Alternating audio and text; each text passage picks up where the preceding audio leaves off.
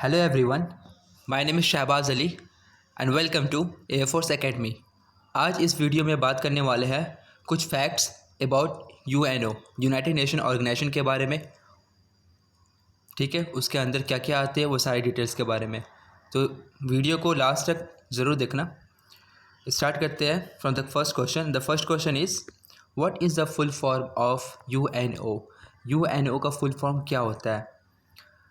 Answer is united nation organisation, right. Second question, when UNO officially came into existence, मतलब UNO officially कब exist हुआ था? And the answer is 24 October 1945। Third question, where is the head quarter of UN. United nation का head quarter कहाँ है? इसका headquarter है New York में। Fourth question, when UNO charter was signed, कब United nation organisation charter sign हुआ था? And the answer is 26 June 1945। और ये जो यूएनओ चार्टर जो साइन हुआ था ये 50 कंट्रीज़ के द्वारा साइन हुआ था। ठीक है, याद रखिएगा, ऐसे भी क्वेश्चन आ सकता है कि how many countries took part in UNO charter. जब यूएनओ चार्टर साइन हुआ था तो उस टाइम कितने कंट्रीज़ ने पार्टिसिपेट किए थे? तो 50 countries, right. Fifth question, what are the objectives of UN. United nation का ऑब्जेक्टिव्स क्या क्या है? ये बहुत इंपॉर्टेंट है, बहुत सारे क्वेश्चन में आते हैं, तो ये इंपॉर्टेंट, इसको ज़रूर याद कर लेना। यूनाइटेड नेशन का ऑब्जेक्टिव्स है, पहला है सिक्योरिटी, दूसरा है welfare, and third is protection of human rights. This is important, kindly learn it. Sixth question, what is the colour of United nation flag. United nation flag का colour क्या होता है? Answer is light blue. आप देख सकते हो ये figure में, ये लाइट ब्लू नहीं है, डार्क है, लेकिन लाइट ब्लू इन कलर होता है।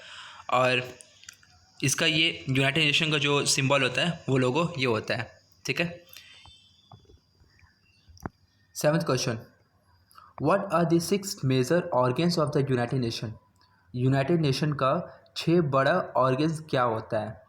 ये भी इंपॉर्टेंट है, बहुत सारे क्वेश्चन में आ सकते हैं कि in which of the following is the organ of United nation. मतलब कुछ ऑप्शन दे दिए रहेंगे और उनमें से पूछेंगे कि आप बताइए कि इसमें से ऑर्गन्स क्या है यूनाइटेड नेशन का। अगर आपको 6 ऑर्गन्स याद होगा तो आप इजीली डिटरमाइन कर सकते हो। ठीक है, एंड द आंसर इज़, पहला ऑर्गन है general assembly, second security council, third economic and social council, fourth ट्रस्टशिप council, fifth international Court of justice या आईसीजे भी बोलते हैं, international Court of justice, and sixth secretariat. तो ये 6 ऑर्गन बहुत ही sufficient है, बहुत अच्छे हैं, इसको आप ज़रूर याद कर लेना क्योंकि इसमें से क्वेश्चन आते ही है। Okay, now 8th question, when general assembly meet. General assembly जो है वो कब मिलते हैं? मतलब अगर कुछ मीटिंग रखना हो तो वो कब रखते हैं और ये कब कब मिलते हैं? तो ये साल में एक बार मिलते हैं। Answer is once a year. साल में जब भी कोई मीटिंग रखना हो इनको तो साल में एक बार ही मिलते हैं और उस मीटिंग में ये लोग सारे डिटरमाइन कर सकते हैं कि क्या क्या क्या होना है। ठीक है। 9th क्वेश्चन, अब देखिए 9th क्वेश्चन में क्या है कि for how many years general assembly elects president. जो हमारे जनरल असेंबली है वो प्रेसिडेंट कितने साल के लिए रखते हैं? And the answer is 1 year.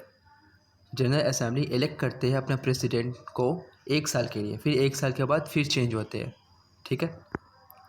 10th question, what are the official languages of the United nation. मतलब यूनाइटेड नेशन जब कोई मीटिंग होता है तो उसमें क्या क्या लैंग्वेज बोल सकते हो? ठीक है, क्या ऑफिशियल लैंग्वेज हम बात कर सकते हैं वहाँ पर ही? एंड द आंसर इज़, पहला तो है English, second French, third Chinese, fourth Russian, fifth Arabic, and sixth Spanish. So these are the official languages जो हम लोग यूनाइटेड नेशन में यूज़ होता है। 11th क्वेश्चन, 11th क्वेश्चन क्या है कि which languages that are mostly used in the United nation. मतलब यूनाइटेड नेशन में ज़्यादातर लैंग्वेजेस कौन सा यूज़ होता है? अब देखो 6 लैंग्वेज तो है हमारा जो ऊपर में बताया, लेकिन बहुत सारे लैंग्वेज ऐसे, दो लैंग्वेज ऐसे हैं जो ज़्यादा मोस्टली यूज़ होते हैं बहुत सारे कंट्रीज़ के। तो पहला लैंग्वेज क्या है? इंग्लिश, और दूसरा फ्रेंच। ठीक है, ये दो जो लैंग्वेज है ये बहुत मोस्टली यूज़ होते हैं, बहुत ज़्यादा यूज़ होते हैं। ठीक है। 12th question, how many total membership are in the United nation? मतलब यूनाइटेड नेशन में टोटल मेंबरशिप कितने कंट्रीज़ है, कितने हैं, मतलब कितने मेंबरशिप है? Answer is 193 member states. ठीक है, ये भी आ सकते हैं क्वेश्चन कि कितने मेंबरशिप होते हैं यूनाइटेड नेशन में। Answer is 193 member state. 13th question, how money members in the Security Council? अब देखिए, ये जितना भी संगठन है ना, सिक्योरिटी काउंसिल, जनरल असेंबली, ये सारे क्या है? यूनाइटेड नेशन के ही पार्ट है। ठीक है, तो सिक्योरिटी काउंसिल में कितने मेंबर्स होते हैं, मतलब कितने कंट्रीज़ होते हैं? देखो, ऐसे तो बोला जाता है कि 15 मेंबर्स है, लेकिन है बहुत सारी कंट्री, लेकिन 15 मेंबर्स होते हैं, मतलब 15 कंट्रीज़ होते हैं। और जो 5 जो होते हैं ना, 5 परमानेंट मेंबर्स होते हैं, मतलब वो परमानेंट ही रहेंगे, वो हटेंगे नहीं। और जो 10 होते हैं वो क्या करते हैं? नॉन परमानेंट मेंबर्स होते हैं, ये हट सकते हैं। अब इनका ड्यूरेशन क्या है वो मैं आगे बताऊँगा। पहले ये तो समझ लीजिए कि जे सिक्योरिटी काउंसिल में 15 मेंबर्स होते हैं, 5 परमानेंट होते हैं और 10 नॉन परमानेंट होते हैं। ओके। 14th क्वेश्चन, अब देखिए 14th क्वेश्चन क्या है कि name the 5 permanent members in the Security council. जो सिक्योरिटी काउंसिल में 5 परमानेंट मेंबर्स है उनका नाम क्या है, मतलब कौन कौन सी कंट्रीज़ है जो सिक्योरिटी काउंसिल में परमानेंट मेंबर्स है? एंड द आंसर इज़, देखिए पहला क्या है? USA, second Russia, third United kingdom UK, fourth France, and fifth China. तो ये 5 कंट्री है जो परमानेंट है सिक्योरिटी काउंसिल में, ये चेंज नहीं होंगे। ठीक है। 15th question, for how many years the non permanent members are elected by the General assembly? जो हमारे सिक्योरिटी काउंसिल में जो 10 नॉन परमानेंट मेंबर्स है, ठीक है, वो कितने साल के लिए होते हैं, मतलब कितने साल के बाद फिर से उनको परमानेंट मेंबरशिप बनना पड़ता है? 2 साल के बाद। ठीक है, 2 ईयर्स के लिए होते हैं वो मेंबर्स जो नॉन परमानेंट मेंबर्स होते हैं। ठीक है। 16th question, by whom right to veto is available in the Security Council? अब देखो, ये क्वेश्चन बहुत इंपॉर्टेंट है। मतलब जो 5 मेरा जो परमानेंट मेंबर्स है ना सिक्योरिटी काउंसिल में, तो उन्हें राइट टू वेटो है। राइट टू वेटो का मतलब क्या होता है? अब देखो, बाय होम 5 परमानेंट मेंबर्स, ये आंसर हो गया। और राइट टू वेटो का मतलब क्या होता है? राइट टू वेटो का मतलब होता है कि उन्हें कॉन्स्टिट्यूशनल राइट होते हैं। ये जो 5 परमानेंट मेंबर्स है उन्हें कॉन्स्टिट्यूशनल राइट्स होते हैं कि जो भी डिसीज़न अगर सिक्योरिटी काउंसिल यूनाइटेड नेशन ले रहा है उन्हें रिजेक्ट कर सके। ठीक है, अगर मान लो कि कुछ ऐसा हो गया और वो यूनाइटेड नेशन इन पे कुछ केस कर दिया या कोई सैंक्शन लगा दिया या फिर कोई ऐसा बात बोल दिया जो आपको नहीं करना हो उस कंट्रीज़ को, तो वो रिजेक्ट कर सकते हैं। ठीक है, तो ये क्या होता है? ये राइट टू वेटो है उनका, रिजेक्ट कर सकते हैं। 17th question, for how many months presidency of the Security council is held? मतलब कितने महीने के लिए जो सिक्योरिटी काउंसिल जो प्रेसिडेंसी होते हैं वो कितने महीने के लिए होते हैं? And the answer is 1 month. 1 month के लिए जो हमारे सिक्योरिटी काउंसिल रहते हैं उन्हें प्रेसिडेंसी रहते हैं, right. 18th question, what is the full form of ICJ? ICJ का फुल फॉर्म क्या होता है? ये भी इंपॉर्टेंट क्वेश्चन है, बहुत इजी है, तो इसको याद कर लेना। International Court of justice. Okay, ICJ का मतलब होता है इंटरनेशनल कोर्ट ऑफ जस्टिस। आप देख सकते हो कि ये मेरा आईसीजे है, ये पिक्चर हमने लगाया ताकि रिकॉग्नाइज़ करने के लिए। यही हमारा इंटरनेशनल कोर्ट ऑफ जस्टिस है। अगर हमारा सुप्रीम कोर्ट भी वो चीज़ ना कर पाए तो ये ICJ international Court of justice में जाने के बाद ज़रूर न्याय मिल जाती है। ठीक है। 19th question, where ICJ is located? अब ये इंटरनेशनल कोर्ट ऑफ जस्टिस कहाँ लोकेट होता है, कहाँ है ये, इसका प्लेस का लोकेशन कहाँ है? And the answer is the Hague, Netherlands में। 20 क्वेश्चन, फॉर हाउ मेनी जजेस are elected in the International Court of Justice? जो हमारा आईसीजे है वहाँ पर जो जज होते हैं वो कितने होते हैं? एंड द आंसर इज़ 15 जजेस। ठीक है, 15 जज होते हैं।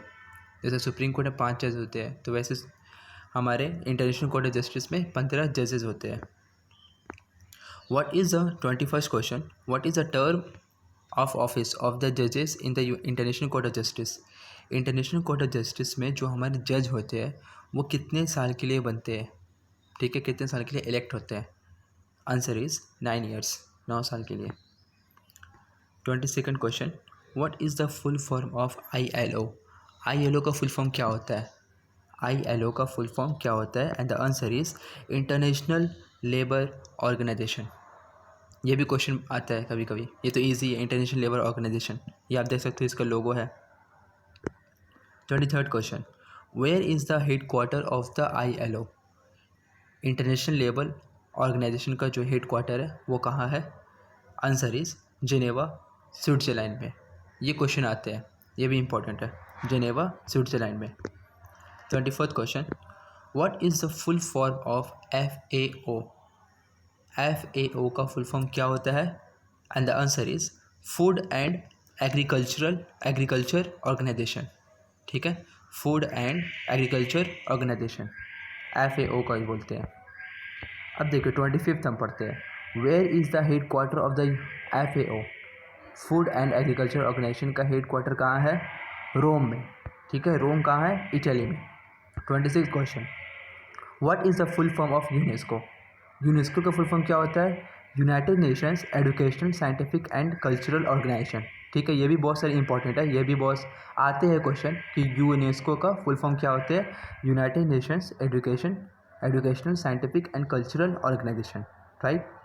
ये जितना भी पार्ट्स है ना, UNO, Security Council, General Assembly, International Labour Organisation, ये सारे पार्ट किसके? UNO के हैं। 27th question, where is the head quarter of UNESCO? UNESCO का हेड क्वार्टर कहाँ है? देखो जितना भी हेड क्वार्टर्स है उसको याद कर लेना, बहुत इंपॉर्टेंट है। And the answer is Paris. Paris कहाँ है? फ्रांस में। अब कुछ टेस्ट रखा हूँ। अब देखो फ्रेंड्स, जितने भी क्वेश्चन है ना वो बहुत मैं ईजिली पढ़ा दिया हूँ और बहुत स्पीड में पढ़ाया हूँ ताकि आपको कोई टाइम वेस्ट ना हो, बहुत जल्दी आप पढ़ सके इसे। ठीक है, कुछ टेस्ट रखा हूँ, मतलब पढ़ने के बाद आप इसको दे दे ज़रूर ताकि आपको लगे कि हाँ कुछ मैं याद किया हूँ आज। And the first question is, what is the full form of UNO? Is here. Second question for you, what is the full form of ICJ? And the third question is, where is the head quarter of the United Nation? So ये 3 question जो मैं आपको बताया, और जितने भी videos है मैं FCAT, CDS, जितना भी UPSC के एग्ज़ाम होते हैं वो सारे के रिलेटेड मैं बनाता ही हूँ, अभी बना रहा हूँ, हर रोज़ मैं अपलोड कर रहा हूँ। तो अगर आप न्यू हो तो सब्सक्राइब एंड बेल आइकन को ज़रूर प्रेस कर देना ताकि आने वाले नोटिफिकेशन आपको मिल जाए। ठीक है, तब तक के लिए जय हिंद, जय भारत। Thank you everyone.